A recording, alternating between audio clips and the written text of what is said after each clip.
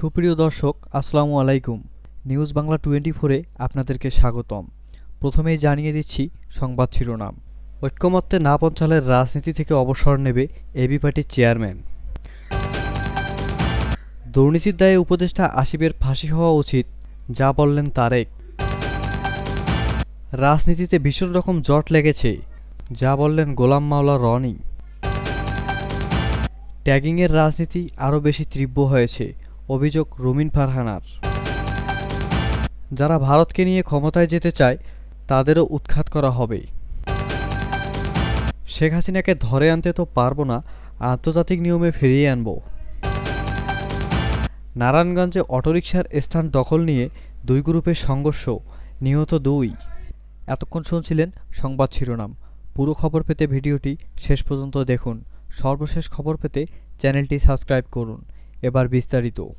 দ্বিকক্ষ বিশিষ্ট সংসদ গঠনের প্রস্তাব নিয়ে রাজনৈতিক দলগুলোর মধ্যে এখনও ঐক্যমত প্রতিষ্ঠা হয়নি বলে মন্তব্য করেছেন এবি পার্টির চেয়ারম্যান মুজিবুর রহমান মঞ্জু। শনিবার রাজধানীতে এক সংবাদ সম্মেলনে তিনি আরও বলেন, ঐক্যমতে পৌঁছানো ব্যর্থ হলে রাজনীতি থেকে অবসর নেবেন তিনি। মঞ্জু অভিযোগ করেন, রাজনৈতিক আলোচনার কিছু দল নিজেদের অটোমেটিকভাবে সরকার পক্ষ হিসেবে ধরে নিচ্ছে, যা গঠনমূলক সংলাপের পথে প্রধান বাধা হয়ে দাঁড়িয়েছে। তার ভাষা, কেউ না কেউ মনে করছেন উনি অলরেডি গভর্নমেন্ট পার্টি। ফলে দ্বিকক্ষ বিশিষ্ট সংবাদ প্রস্তাব বাস্তবায়নে তাদের নির্বাহী ক্ষমতা হ্রাস পেতে পারে বলে ধরে নিয়েছেন তারা। সংসদে নারীদের সংরক্ষিত আসন নিয়ে মঞ্জু জানান, নারী নেতৃত্বে বিশেষায়িত আসনের বরাদ্দ দিয়েও কাঙ্ক্ষিত প্রতিনিধিত্ব নিশ্চিত করা যায়নি। এ বিষয়ে তিনি বলেন, আমরা দেখেছি যারা প্রার্থী হতে পারেননি তাদের স্ত্রী কিংবা পরিচিত শিল্পীদের নারী আসনের মনোনয়ন দেওয়া হয়েছে। এতে করে নারী নেতৃত্বের প্রকৃত বিকাশ ঘটছে না। দ্বিকক্ষ বিশিষ্ট সংসদ ব্যবস্থার মাধ্যমে রাজনৈতিক ভারসাম্য রক্ষার সুযোগ থাকলেও এতে কেউ কেউ কৌশলগতভাবে জোট ম্যানেজমেন্টের হাতিয়ার হিসেবে দেখছেন বলেও মন্তব্য করেন মঞ্জু। ঢাকা মহানগরের দুই তরুণ রাজনৈতিক ইশরাক হোসেন ও মোহাম্মদ আসিফ বর্তমানে রাজনৈতিক বিতর্কের কেন্দ্রবিন্দুতে। এক টিভি টকশোতে আমজনতা দলের সদস্য সচিব মোহাম্মদ তারেক রহমান সরাসরি প্রশ্ন তোলেন, এই দুজনের মধ্যে কে বেশি দুর্নীতিতে জড়িত হয়েছেন এবং কার বিরুদ্ধে জনমতের সমর্থন রয়েছে। তারেক রহমান দাবি করেন, আসিফ একটি নির্দিষ্ট গোষ্ঠীর ছত্রছায়ায় ক্ষমতায় এসেছেন। একজন 150 টাকার ছেলে বাই চান্স রাজনীতিতে ঢুকে দুর্নীতির চরম উদাহরণ তৈরি করেছেন। তারেকের কথায় আসিফের বিরুদ্ধে সরাসরি নিয়োগ বাণিজ্য, ডিউ লেটারের অপব্যবহার এবং প্রশাসক পদে বেচাকেনার অভিযোগ রয়েছে।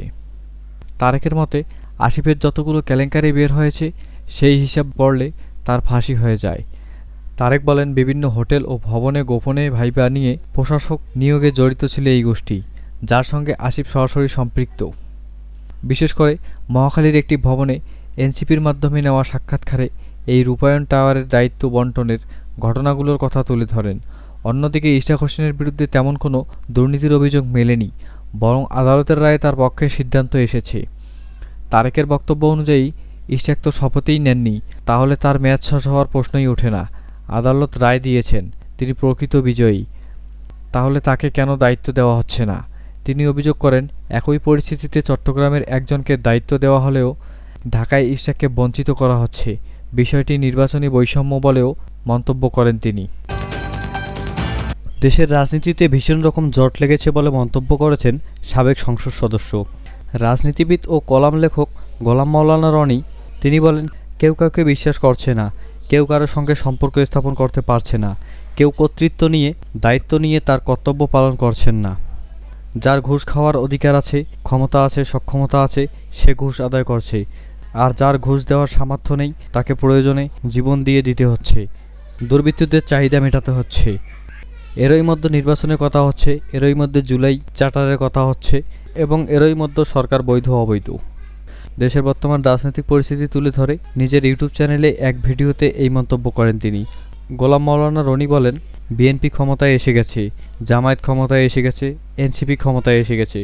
অনেকে মন্ত্রী, এমপি, প্রধানমন্ত্রী হওয়ার জন্য যে দৌড় শুরু করেছেন, তার আগে দেশ বিদেশ থেকে তারা স্যুট টাই কোট তৈরি করেছেন।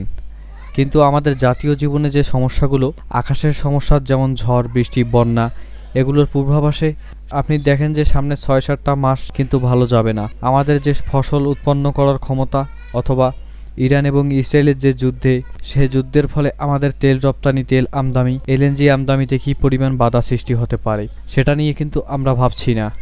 তিনি আরও বলেন, আমরা শুধু আমাদের যে দৈনন্দিন কর্ম, সেই কর্ম নিয়েই হইহুল্লোড় করছি, উল্লাস করছি, এবং এটাই হলো আমাদের মন এবং মস্তিষ্কের যে মরক লেগেছে, পোকা ধরেছে, পচে গেছে, এটা একটা বাস্তব উদাহরণ। তো যেটা বলছিলাম যে এই সরকার যেভাবে ক্ষমতায় এসেছে আর আগের সরকার যেভাবে ক্ষমতা থেকে চলে গেছে, আপনি আমি এটা কম বেশি সবাই জানি। তো খুব বেশি আশ্চর্যজনকভাবে আওয়ামী লীগের পতন হয়েছে। সেটা আওয়ামী লীগও আশা করেনি, আমরাও আশা করিনি। এটা ছিল অবিশ্বাস্য, এটা ছিল একেবারে একটা উল্কাপাতের মতো, এটা ছিল বজ্রপাতের মতো। আপনার চোখের সামনে যখন বজ্রপাত হবে, তখন আপনার কোনো কাণ্ডজ্ঞান থাকবে না, মন মস্তিষ্ক কোনো কাজ করবে না, কান বন্ধ হয়ে যাবে। তদ্রূপ শেখ হাসিনা পালিয়ে গেছে, গণভবন লুট হচ্ছে, আমরা দেখছি। ট্যাগিংয়ের রাজনীতি আরও বেশি তীব্র হয়েছে বলে মন্তব্য করেছেন বিএনপির আন্তর্জাতিক বিষয়ক সম্পাদক ও ফরেন অ্যাফেয়ার্স কমিটির সদস্য ব্যারিস্টার রুমিন ফারহানা। একটি বেসরকারি টেলিভিশন টকশোতে তিনি এই মন্তব্য করেন। রুমিন ফারহানা বলেন, আমরা যখন শেখ হাসিনার আমলে খুব তীব্রভাবে শেখ হাসিনার এবং তার দলের সমালোচনা করেছি, আওয়ামী লীগ দল হিসেবে সেই অপকর্মগুলো করেছে গত 15 বছর, সেগুলো ব্যাপারে সোচ্চার থেকেছি। আওয়ামী লীগ সরকারের ব্যর্থতার ব্যাপারে খুবই সোচ্চার থেকেছি। তখন শুনতে পেয়েছি আমি পাকিস্তানের আইএসআইয়ের এজেন্ট, আইএসআইয়ের চর। এখন অবাক হয়ে দেখছি আইএসআইয়ের এজেন্ট থেকে হঠাৎ করে আমাকে রয়ের এজেন্ট বলা হচ্ছে। তার মানে এই যে খুব দ্রুত আইএসআই থেকে আমি রয়ের এজেন্ট হয়ে গেলাম। তিনি বলেন, আগে আওয়ামী লীগ তার দেউলিয়াত্বকে ঢাকার জন্য যেভাবে ব্যক্তিগত আক্রমণে একটা রাস্তা তারা খুঁজে নিয়েছিল, এখন সেরকম হচ্ছে।